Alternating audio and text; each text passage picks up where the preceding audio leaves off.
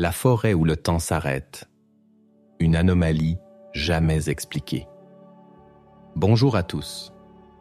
Avez-vous déjà ressenti cette impression étrange, ce frisson dans le dos, en entrant dans une vieille forêt, comme si les arbres eux-mêmes vous observaient et gardaient un secret millénaire? Partagez vos expériences en commentaire, car ce que je vais vous raconter dépasse tout ce que vous pourriez imaginer.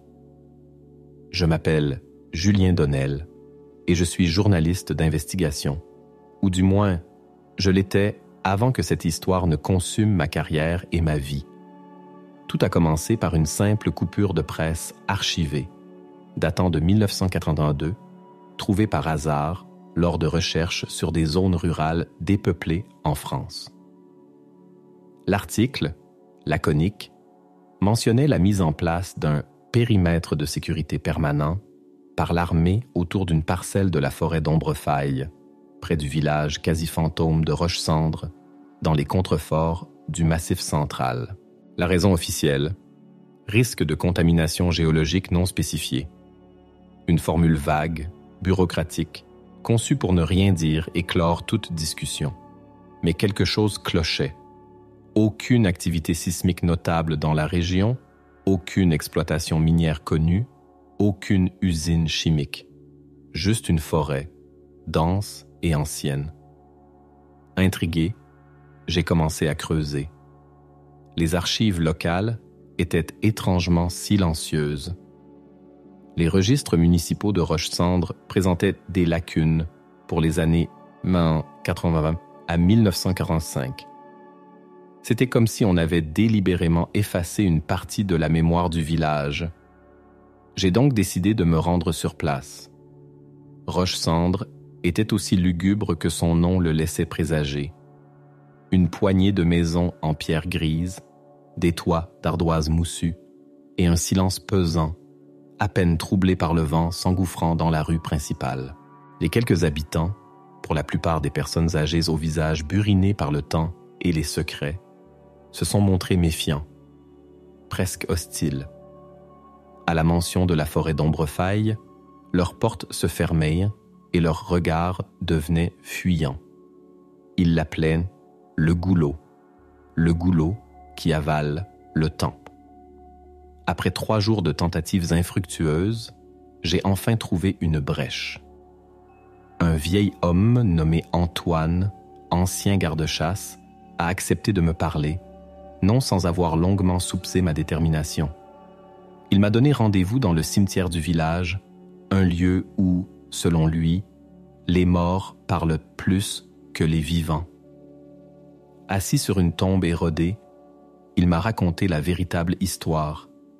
Ce n'était pas une contamination, c'était autre chose. En 1981, un groupe de 3 randonneurs parisiens s'était aventuré dans cette partie de la forêt. Ils n'en sont jamais revenus. Les recherches, d'abord locales puis nationales, n'avaient rien donné.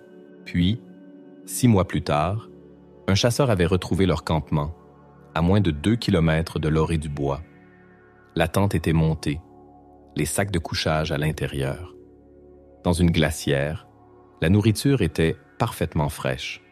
Un thermos de café était encore tiède, mais le plus troublant, c'était un appareil photo Polaroid. Les clichés développés montraient les randonneurs souriants, puis, sur les dernières photos, leur visage devenait anxieux, leur regard fixé sur quelque chose hors champ. La toute dernière photo était presque entièrement noire, avec une étrange distorsion lumineuse au centre. C'est après cette découverte que l'armée est intervenue, bouclant la zone avec une efficacité redoutable. Ils ont mené des expériences, envoyé des équipes. Selon Antoine, peu d'hommes en sont revenus les mêmes.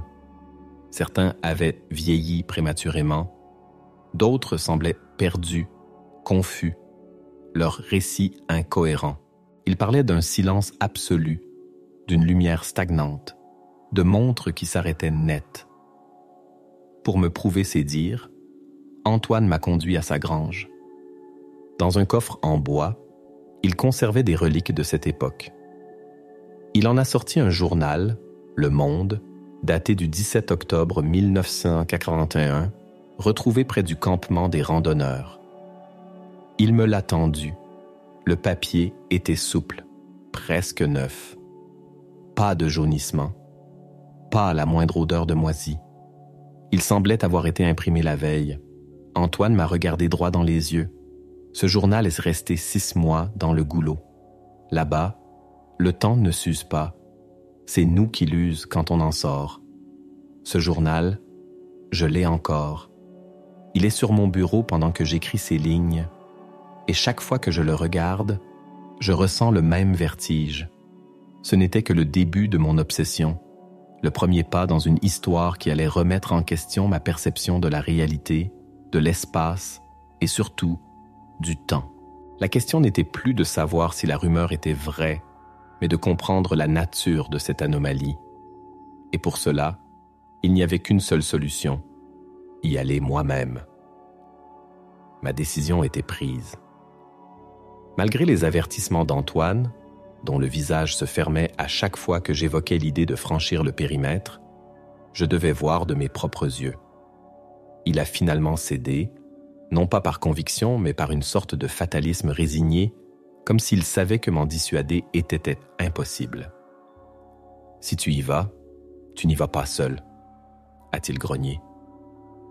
Il a accepté de me guider jusqu'à la frontière, une zone qu'il connaissait parfaitement, là où la clôture militaire, érigée à la hâte il y a des décennies, était la plus délabrée. Nous nous sommes préparés de manière méthodique, comme pour une expédition en territoire hostile. Pas d'électronique superflue. 2 montres chacun, une numérique moderne et une vieille montre mécanique à remontage manuel, des boussoles, des vivres pour 24 heures, une trousse de premiers secours, des cordes et une caméra argentique à pellicule, un vieux Zénith que j'avais acheté pour l'occasion. L'idée était de limiter au maximum les interférences potentielles. Antoine, lui, n'a pris que son vieux couteau de chasse, une gourde et un air funèbre. Le jour J, nous sommes partis à l'aube. Le ciel était bas et gris, une lumière laiteuse qui semblait aspirer les couleurs du paysage. Après 1 heure de marche à travers des sentiers à peine visibles, nous sommes arrivés devant la clôture. Des poteaux métalliques rouillés, un grillage affaissé et envahi par les ronces. Des panneaux, terrain militaire, défense d'entrée, pendente, décolorés et criblés d'impacts. Le silence était déjà différent ici. Moins de chants d'oiseaux, un vent qui semblait s'étouffer dans les feuilles. Antoine a trouvé une brèche et nous nous sommes glissés de l'autre côté. Nous étions dans la zone tampon. La forêt devant nous, à 100 de mètres, semblait plus sombre, plus dense que le reste du bois. C'était la lisière du goulot. Antoine s'est arrêté. À partir d'ici, chaque pas compte. On ne s'éloigne pas l'un de l'autre. On ne crie pas. On observe.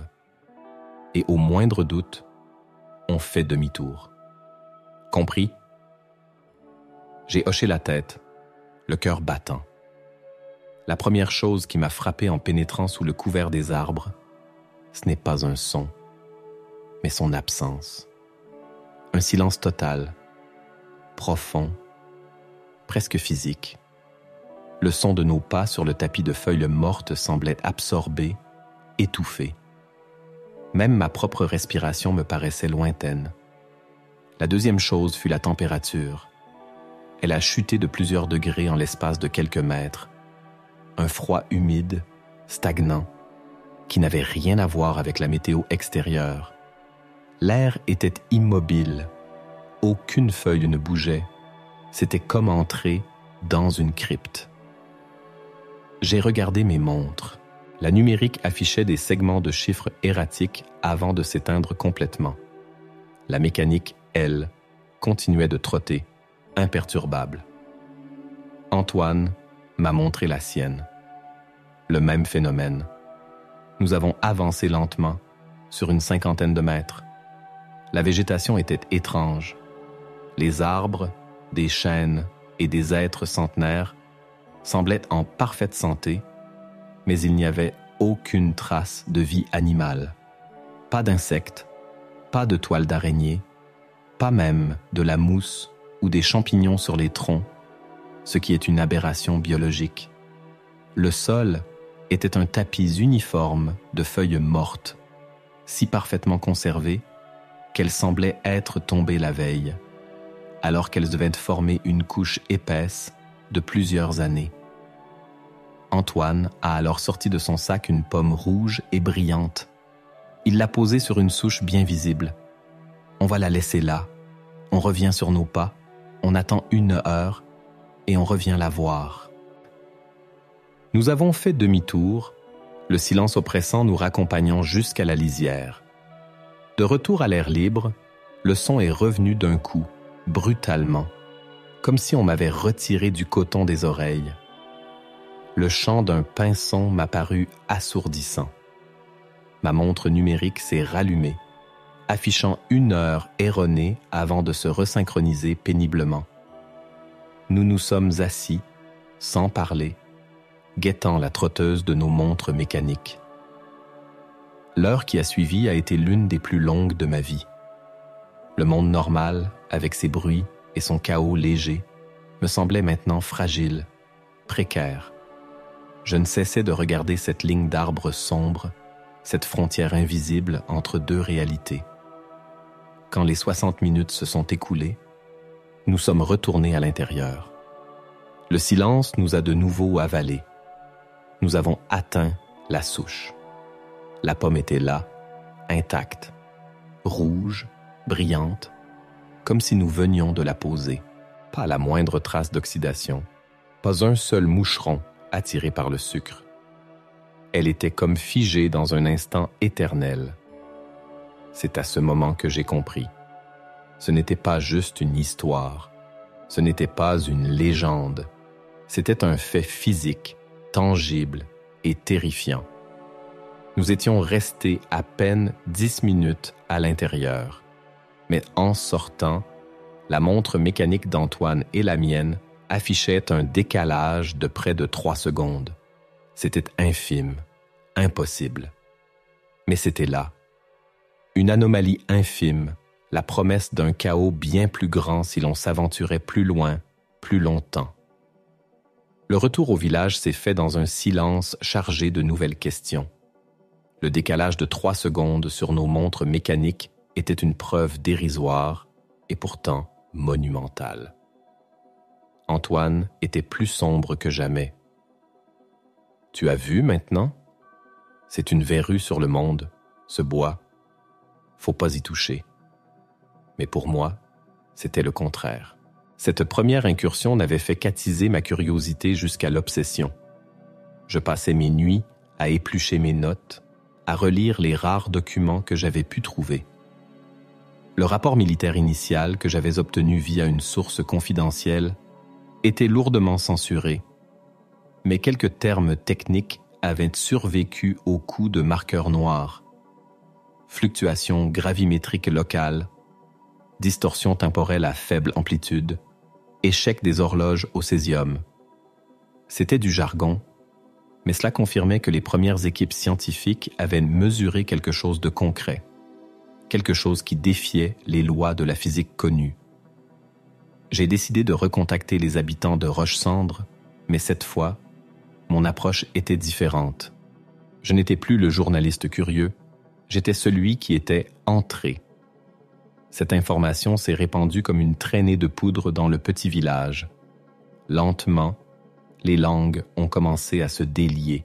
Une vieille femme, Madeleine, m'a raconté l'histoire de son jeune frère, Étienne, disparu en 1978. Il était parti chercher des champignons dans cette partie de la forêt, comme il le faisait toujours. Il n'est jamais rentré. Les recherches n'ont rien donné. Mais la partie la plus étrange de son récit est survenue 3 ans plus tard. Un matin, Étienne était sur le seuil de la porte de la ferme familiale. Il portait les mêmes vêtements, son panier était vide. Il n'avait pas vieilli d'un jour, Il pensait n'être parti que quelques heures. Il était confus, n'avait aucun souvenir de ce qui s'était passé, juste une impression de grand calme et de lumière grise. Mais pour le monde extérieur, 3 années s'étaient écoulées. Le choc fut trop grand. Étienne n'a jamais été le même. Il est devenu mutique, renfermé, et est mort d'une crise cardiaque 6 mois plus tard. Le médecin avait parlé d'un cœur usé comme celui d'un vieillard. Cette histoire faisait écho aux rumeurs sur les militaires qui avaient vieilli prématurément. C'était donc un double effet. À l'intérieur, le temps ralentissait jusqu'à presque s'arrêter. Mais en sortant, le corps subissait une sorte de rattrapage accéléré et destructeur. Le goulot ne vous rendait pas le temps qu'il vous avait pris. Il vous le facturait. Mes recherches m'ont mené à une autre découverte fascinante. Dans les archives départementales, j'ai trouvé les plans d'un petit observatoire météorologique construit à la lisière de la forêt dans les années 60, bien avant que l'anomalie ne soit officiellement découverte. Il avait été abandonné en 1975, prétendument pour des raisons budgétaires. Avec Antoine, qui connaissait la région comme sa poche, nous avons décidé de le retrouver. Après une journée de recherche dans une végétation dense, nous avons découvert les ruines. Ce n'était qu'une petite bâtisse en briques, à moitié effondrée. Mais à l'intérieur, nous avons trouvé un trésor, des carnets de notes et des registres rongés par l'humidité. Un certain Dr Alain Mirault y avait consigné méticuleusement ses observations. Au début, ce n'était que des relevés de température et de pression. Puis, ces notes sont devenues plus étranges. Il parlait de pannes d'équipement récurrentes, de lectures de chronomètres incohérentes. Une entrée, datée de juin 1975, était particulièrement troublante. La radiosonde que nous avons lancée hier est retombée ce matin à moins de 200 mètres du site. Les données sont impossibles. Elle indique un temps de vol de 14 secondes, alors que nos chronomètres au sol ont enregistré 4 heures 28 minutes avant que nous ne perdions le signal. De plus, la sonde est froide, comme si elle sortait d'un congélateur. Quelque chose interfère avec le flux temporel local. Je dois mener des tests plus poussés. Les notes s'arrêtaient brusquement quelques mois plus tard. J'ai fait des recherches sur Alain Mirault. Il avait démissionné de son poste peu après, invoquant des raisons de santé. Je l'ai retrouvé, ou plutôt, j'ai retrouvé sa trace dans un petit institut psychiatrique des Alpes où il avait fini ses jours, diagnostiqué avec une schizophrénie paranoïde. Ses dossiers médicaux mentionnaient des délires sur le temps qui ne coule pas droit et la forêt qui vole les secondes. Il n'était pas fou. Il avait été le premier à comprendre. Armé de ces nouveaux éléments, le témoignage sur Étienne, les carnets de Mirault, les bribes du rapport militaire, je savais que je ne pouvais pas continuer seul. J'avais besoin d'une expertise scientifique, de quelqu'un qui pourrait non seulement comprendre les implications de tout cela, mais aussi m'aider à concevoir une véritable expédition. J'ai contacté une vieille amie d'université, le docteur Élise Renaud. Élise était une physicienne brillante, spécialisée en mécanique quantique et en relativité générale. Elle était sceptique, bien sûr, mais la rigueur de mes preuves préliminaires, la copie des carnets, le récit de l'expérience avec la pomme et les montres, le journal intact, a piqué sa curiosité. Après une semaine d'échanges téléphoniques passionnés et d'analyse, elle a conclu par une phrase qui a scellé notre collaboration. « Julien, si ne serait-ce que 10% de ce que tu me dis est vrai, nous sommes face à la plus grande découverte de l'histoire de la physique. Je suis partante. » La deuxième phase de l'opération Ombre-Faille était sur le point de commencer. L'arrivée d'Élise a marqué un tournant. Mon enquête journalistique faite d'intuition et de témoignages, s'est transformée en une véritable préparation d'expédition scientifique. Élise n'est pas venue seule.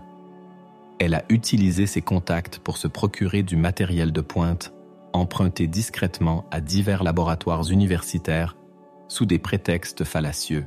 Notre base d'opération était la grange d'Antoine, transformée en un laboratoire de fortune qui détonnait comiquement avec le décor rustique.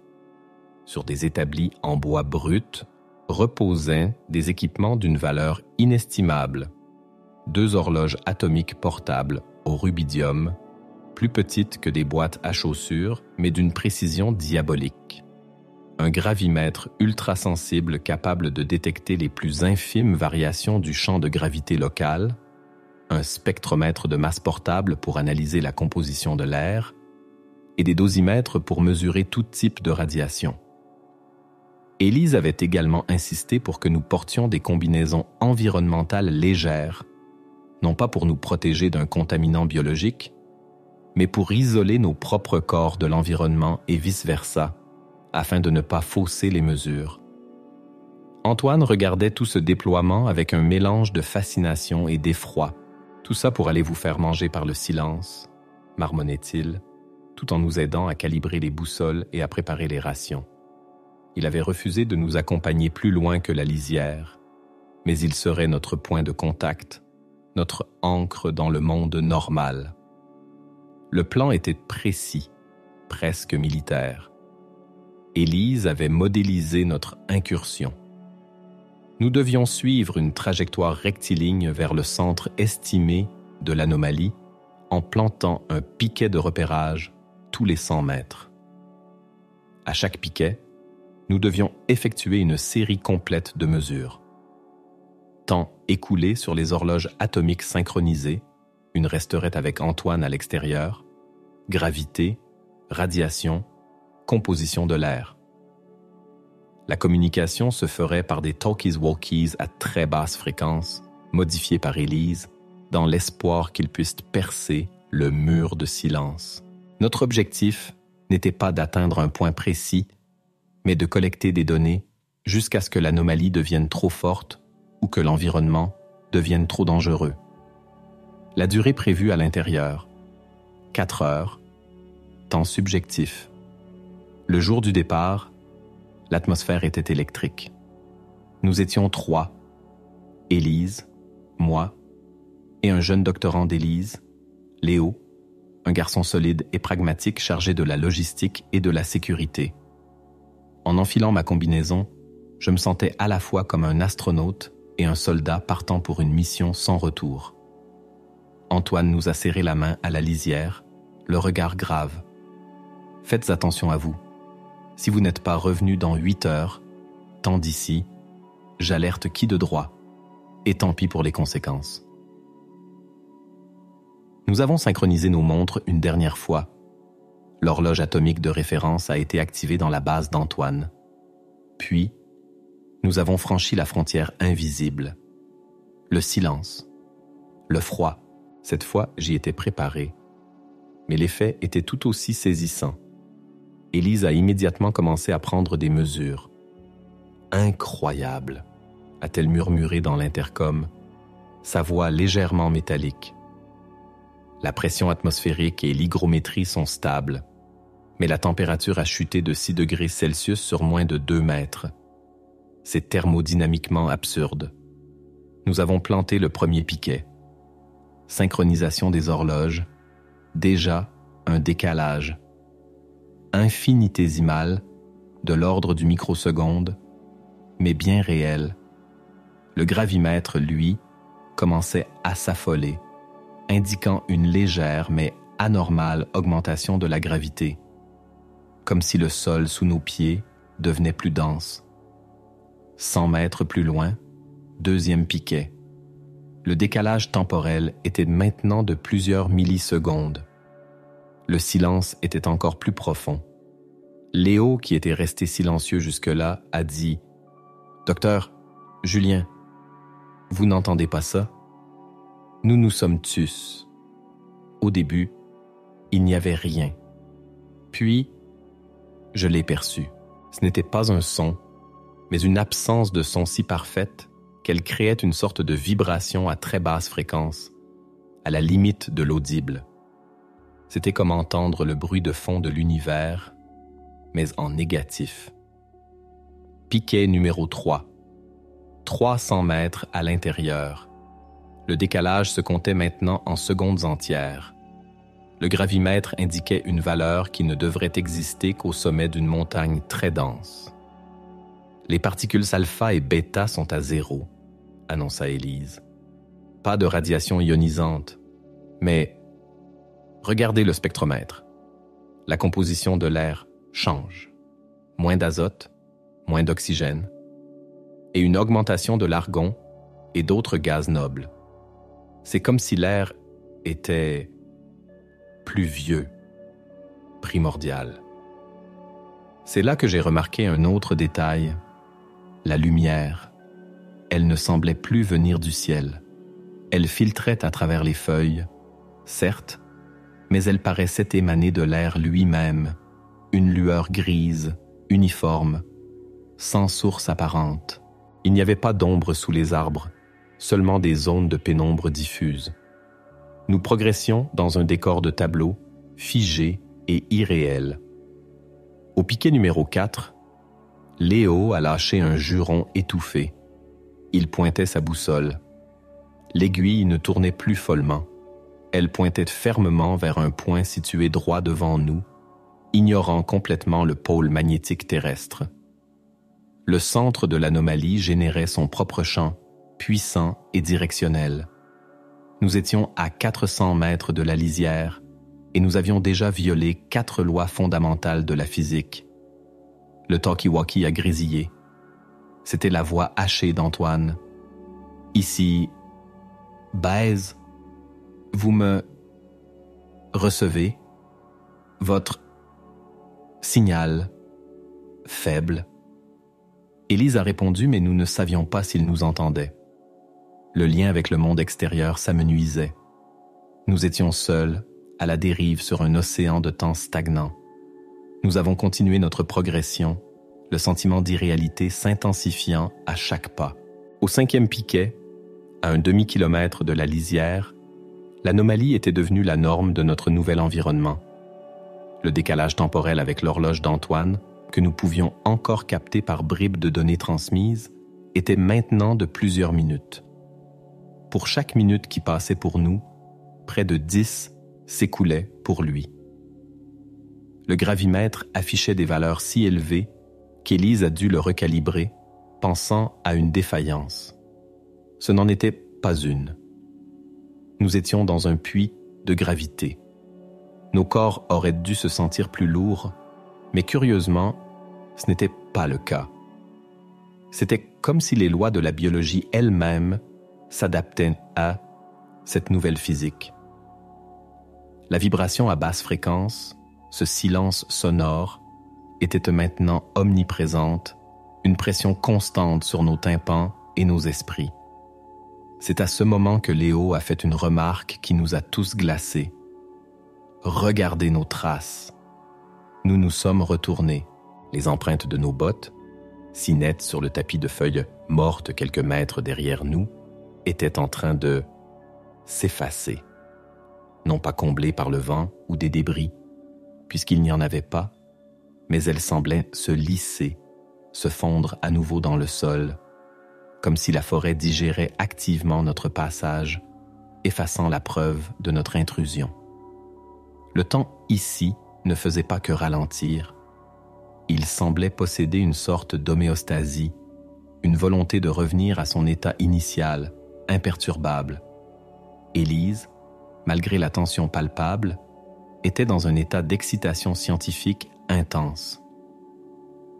C'est une bulle de métrique spatio-temporelle stable mais radicalement différente.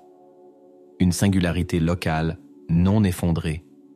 C'est magnifique et terrifiant. Sa fascination contrastait avec mon angoisse grandissante et le malaise visible de Léo. Nous approchions du cœur. La boussole pointait désormais presque à la verticale, vers le sol devant nous. La végétation se faisait plus rare, comme si une force invisible empêchait les arbres de pousser plus près du centre. Nous sommes arrivés dans une clairière, et ce que nous avons vu a défié toute description. La clairière était parfaitement circulaire, d'un diamètre d'environ 50 mètres. Le sol n'était pas couvert de feuilles, mais d'une sorte de sable noir, fin et vitreux. Au centre exact de la clairière se dressait un monolithe. Ce n'était pas une roche, ni du métal. La pierre, d'un noir absolu, ne reflétait aucune lumière. Elle semblait l'absorber entièrement, créant un vide dans la perception visuelle. Haute de 3 mètres, elle avait une forme vaguement géométrique, mais avec des angles et des courbes qui semblaient changer selon l'endroit d'où on la regardait. Il n'y avait aucun son. Le silence était ici absolu. La vibration avait cessé. C'était le vide acoustique total. J'ai crié pour tester. Aucun son n'est sorti de ma bouche. Je sentais mes cordes vocales vibrer, mais l'air autour de moi refusait de transmettre l'onde. C'était l'expérience la plus déstabilisante de ma vie. Nous communiquions par gestes, nos interphones étant devenus muets. Élise s'est approchée prudemment du monolithe, ses instruments pointés vers lui. Les lectures sur ses écrans portables devenaient folles, des chiffres et des symboles qui n'avaient aucun sens. L'horloge atomique que nous portions affichait « Error, Sync, Fail ». Le temps, ici, n'était plus une variable mesurable. Il n'existait tout simplement pas en tant que concept linéaire. C'est à ce moment que la crise a commencé. Léo, qui était resté en retrait, a soudainement porté les mains à son casque, le visage tordu de douleur. Il a commencé à reculer, les yeux écarquillés de terreur, pointant un doigt tremblant non pas vers le monolithe, mais vers l'espace vide à côté de lui. J'ai suivi son regard. Je ne voyais rien, mais j'ai ressenti quelque chose, une distorsion, comme une vague de chaleur dans l'air, mais froide. Et mon esprit a été inondé d'images, de sensations. Ce n'étaient pas des souvenirs. C'était le craquement d'une branche sous le pied d'un cerf il y a 1000 ans. La sensation d'une goutte de pluie se formant sur une feuille il y a 2 siècles. Le regard paniqué d'un des randonneurs de 1951. Le tout en une seule, écrasante seconde. Le temps n'était pas arrêté. Il était superposé. Tous les moments de cette forêt existaient simultanément en ce point. Élise a subi la même chose. Je l'ai vue chanceler, son regard perdu dans le vague. Elle a laissé tomber son gravimètre, qui a heurté le sable noir sans un bruit. L'instinct de survie a pris le dessus. J'ai attrapé Élise par le bras, l'ai secouée pour la ramener à la réalité, et j'ai fait signe à Léo de battre en retraite. Quitter la clairière fut comme s'arracher à une mélasse invisible. Chaque pas pour s'éloigner du monolithe demandait un effort surhumain. Le son est revenu progressivement. D'abord un bourdonnement sourd, puis le grésillement de nos interphones. La première chose que j'ai entendue fut le halètement paniqué de Léo. « On doit partir. Maintenant. Ça nous regarde. » Il n'y avait rien à voir, mais je comprenais ce qu'il voulait dire. La forêt elle-même, ou ce qui en tenait lieu, était une conscience, une entité pour laquelle notre existence était une anomalie. Notre fuite n'a pas été une course, mais une retraite désordonnée et terrifiée. Nous ne suivions plus les piquets. Nous courions juste dans la direction opposée à celle de la clairière, guidés par un instinct primal. Le monde autour de nous semblait se déformer, les arbres s'étiraient et se tordaient dans notre vision périphérique. Le temple lui-même semblait se venger de notre intrusion. Notre retraite était chaotique. La panique avait remplacé la méthode scientifique. Léo était en proie à une terreur brute, criant par intermittence dans son interphone des phrases décousues sur des visages dans les arbres et le sol qui respire. Élise, bien que visiblement secouée, tentait de garder un semblant de contrôle, essayant de nous réorienter avec sa boussole qui recommençait à peine à fonctionner de manière erratique. Quant à moi, j'étais tiraillé entre la peur viscérale et une dernière once de devoir journalistique. J'ai sorti mon appareil photo Zénith et j'ai pris plusieurs clichés à l'aveugle, vers la canopée, vers les troncs d'arbres, espérant capturer ne serait-ce qu'une fraction de l'étrangeté qui nous entourait. La forêt semblait vivante, hostile. Le silence n'était plus passif. Il était menaçant. Les distorsions visuelles s'accentuaient. J'ai eu l'impression fugace de voir notre chemin se dédoubler devant nous, une version de nous-mêmes prenant le sentier de gauche tandis que nous hésitions à droite. C'était une hallucination, sans doute provoquée par le stress et l'environnement anormal, mais elle était d'un réalisme terrifiant. La perception du temps était complètement brisée. Un instant, notre fuite semblait durer une éternité, chaque pas s'étirant dans une lenteur angoissante. L'instant d'après, nous avions l'impression de nous être téléportés sur plusieurs dizaines de mètres, sans aucun souvenir de la distance parcourue entre les deux points. C'était comme si notre conscience clignotait, sautant des images du film de notre propre fuite.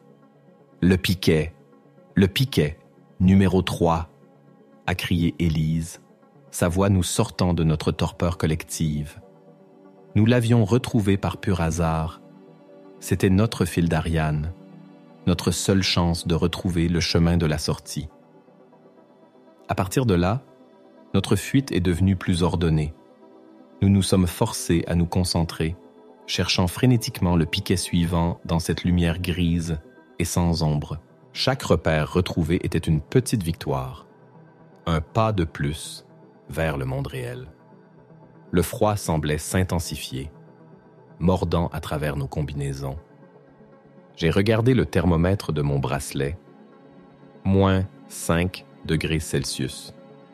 Une température impossible pour la saison. C'était un froid qui ne venait pas de l'absence de chaleur, mais de l'absence de mouvement, l'absence de vie, le zéro absolu de l'énergie cinétique. Nous avons atteint le piquet numéro 1. La lisière était en vue. Une ligne de lumière légèrement plus vive à travers les troncs sombres. La vue de cette sortie potentielle nous a donné un regain d'énergie.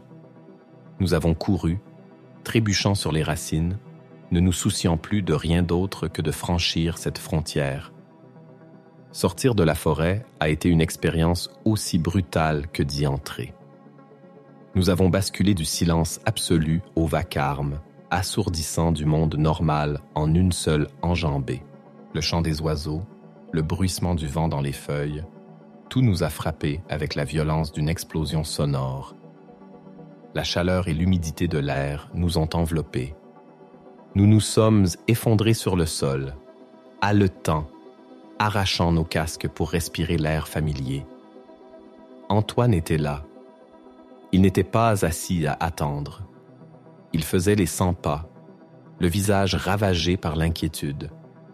Quand il nous a vus émerger, il a couru vers nous. « Mon Dieu! Mais où étiez-vous passé? Ça fait plus d'une journée que je vous attends. » Nous l'avons regardé, incrédule. J'ai consulté ma montre mécanique, qui avait recommencé à fonctionner normalement dès que nous avions franchi la lisière. « Qu'est-ce que tu racontes, Antoine? On est parti ce matin. On est resté à l'intérieur. Peut-être 6 heures. Tout au plus. » Antoine a secoué la tête, les yeux brillants de larmes de soulagement et d'effroi. « Non, Julien, vous êtes entré hier matin, à 8 heures. Il est maintenant 22 heures, le lendemain. Vous avez disparu pendant 38 heures. le choc de cette révélation a été plus violent que tout ce que nous avions vécu à l'intérieur. 6 heures de notre temps subjectif correspondaient à 38 heures dans le monde extérieur. Le ratio de dilatation temporelle était bien plus élevé que ce que nos calculs les plus pessimistes avaient prévu. Nous étions devenus, l'espace d'une journée et demie, des fantômes pour le reste du monde. Nous avons rassemblé ce qui restait de notre équipement et sommes rentrés à la grange dans un état second. L'horloge atomique que nous avions laissée avec Antoine confirmait son récit. Le décalage avec celle que nous portions, qui s'était réinitialisée à la sortie, était précisément de 32 heures, 4 minutes et 12 secondes. Les données que nous avions réussi à sauver étaient fragmentaires, corrompues pour la plupart. Les disques durs de nos instruments étaient illisibles, comme s'ils avaient été exposés à un champ magnétique d'une puissance inouïe. Seules les notes manuscrites d'Élise, les miennes, et surtout la pellicule de mon appareil photo Zénith, constituaient des preuves tangibles de notre voyage. Nous étions revenus, mais nous n'étions pas revenus indemnes. L'anomalie nous avait marqués, physiquement et mentalement. Nous étions les survivants d'un naufrage sur les rives du temps. Le plus dur n'était pas de comprendre ce que nous avions vu, mais de vivre avec.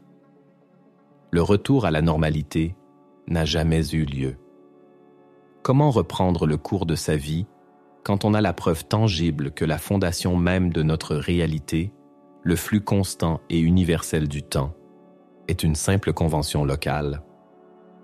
Les jours qui ont suivi notre expédition ont été un mélange de débriefing fiévreux, d'analyse infructueuse et de confrontation avec les conséquences psychologiques de notre expérience. Léo a été le plus touché. Il a démissionné de son poste de doctorant la semaine suivante, refusant de parler de ce qui s'était passé. Je l'ai croisé une dernière fois quelques mois plus tard. Il avait l'air vieilli, le regard fuyant, et il a changé de trottoir pour m'éviter. Il voulait oublier. Je ne sais pas s'il y est jamais parvenu. Élise, elle, s'est plongée corps et âme dans les maigres données que nous avions rapportées.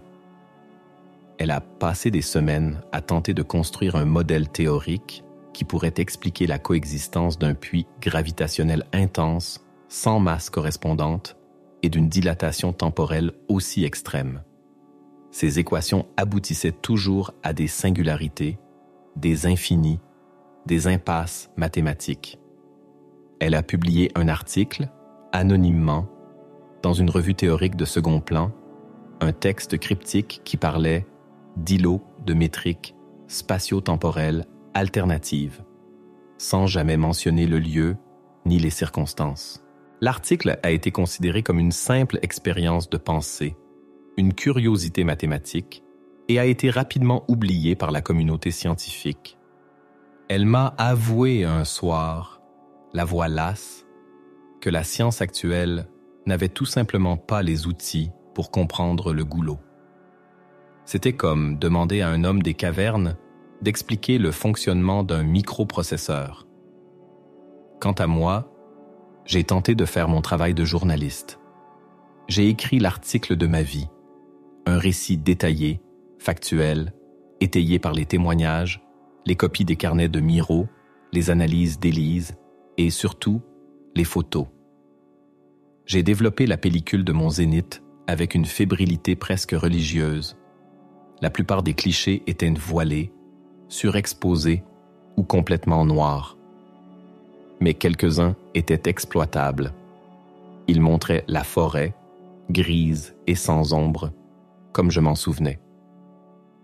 Une photo de la clairière était particulièrement troublante. Le monolithe noir était là, mais il semblait flou, vibrant, comme s'il existait sur plusieurs plans à la fois. Sur un autre cliché, pris pendant notre fuite, on pouvait voir une distorsion dans l'air, une sorte de mirage qui ressemblait vaguement à la silhouette d'un homme, superposé au tronc d'un arbre. Probablement un artefact optique, mais suffisamment dérangeant pour glacer le sang. J'ai soumis mon article, avec les preuves, aux plus grandes rédactions. Les réactions ont été unanimes. Le silence, puis le rejet poli. C'était trop fantastique, trop invérifiable. On m'a accusé de vouloir faire du sensationnalisme, de fabriquer un canular élaboré. Ma crédibilité, bâtie sur des années de travail rigoureux, s'est évaporée en quelques semaines. J'étais devenu le journaliste qui criait au loup temporel. L'armée, bien sûr, a nié en bloc. La zone était toujours officiellement bouclée pour des raisons de sécurité environnementale. Toute demande d'information se heurtait à un mur de secret défense. Ils savaient. Ils avaient su depuis le début, et ils avaient choisi de mettre un couvercle sur la plus grande anomalie de la planète. Peut-être était-ce la seule chose sensée à faire. Comment la société réagirait-elle à la nouvelle qu'il existe un endroit sur Terre où le temps s'arrête, un endroit qui défie Dieu et Einstein dans le même souffle? Aujourd'hui, des années ont passé. Je vis loin de Roche-Cendre. Antoine est mort, emportant avec lui les secrets du village. Élise continue ses recherches, en marge de l'académie, financée par des mécènes privés aussi discrets qu'elle. Je n'ai plus de carrière, mais j'ai cette histoire. Une histoire que je raconte ici, non pas pour convaincre les sceptiques, mais pour laisser une trace, pour que la mémoire d'Étienne, des randonneurs, d'Alain Miraut et de notre propre expérience ne soit pas totalement effacée par le temps qui, partout ailleurs, continue inexorablement son travail d'érosion. Je suis retourné une seule fois à la lisière de la forêt d'Ombrefaille, il y a 2 ans. La clôture était toujours là, plus rouillée encore. Le silence de l'autre côté était aussi profond, aussi absolu. Je n'ai pas franchi la limite. Mais je suis resté là un long moment, à contempler cette obscurité immobile. L'anomalie est toujours là. Elle attend, indifférente à notre monde agité. Elle est un point d'interrogation permanent planté au cœur de notre réalité. Nous n'avons jamais expliqué ce qu'était le monolithe. Était-il d'origine naturelle, extraterrestre, le vestige d'une technologie ancienne et oubliée? Nous n'avons jamais compris la nature exacte de la distorsion temporelle. Pourquoi là? Pourquoi de cette manière? Chaque réponse potentielle soulevait une dizaine de nouvelles questions, chacune plus vertigineuse que la précédente. La forêt d'Ombrefaille reste une blessure dans le tissu de la réalité, une anomalie jamais expliquée.